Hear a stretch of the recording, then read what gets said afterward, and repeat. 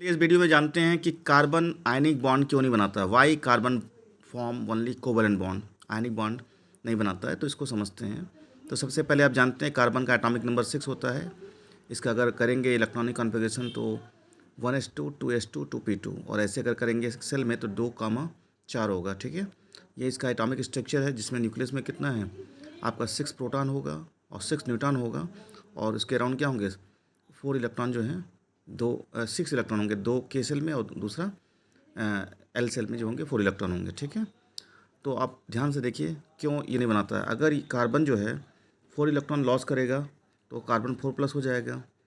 अगर electron 4 electron loss करेगा तो क्यों ये स्टेबल नहीं होता है, इसको जानिए। तो लिखा है carbon would have loss 4 electron would have require a huge amount of ionisation energy. इसके लिए बहुत ज़्यादा एनर्जी की जरूरत होता है, जो कि पॉसिबल नहीं होता है। क्यों? क्योंकि जैसा आप देख रहे हैं कि आपका रिमूवल ऑफ इलेक्ट्रॉन पर SN_P जो होता है is require more amount of energy. क्यों?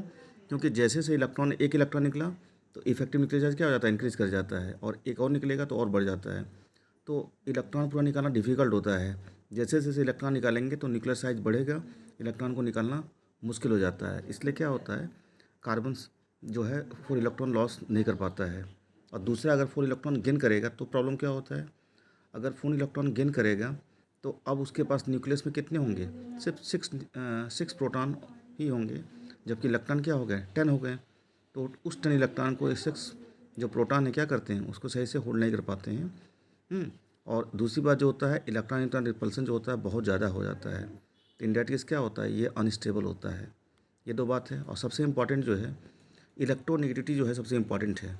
ठीक है, कार्बन का इलेक्ट्रोनेगेटिविटी जो होता है 2.5 होता है, जो कि क्या होता है, मॉडरेट होता है, ना ज़्यादा कम होता है ना ज़्यादा होता है। जैसे आयनिक बॉन्ड में जैसे NaCl है तो Na का 0.9 होता है, Cl का 3।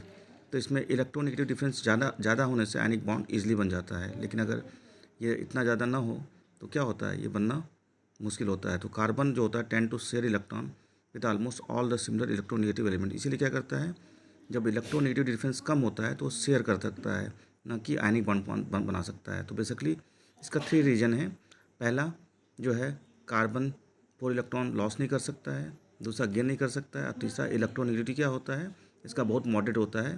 दैट्स वाई जो होता है कार्बन आयनिक बॉन्ड फॉर्म नहीं करता है, और इसीलिए कार्बन क्या होता है, कोवैलेंट बॉन्ड बनाता है। क्यों कोवैलेंट बॉन्ड बनाता है? क्योंकि मॉडरेट होने से क्या होता है, अदर एलिमेंट से आसानी से क्या करता है, इलेक्ट्रॉन शेयर कर लेता है। Thank you.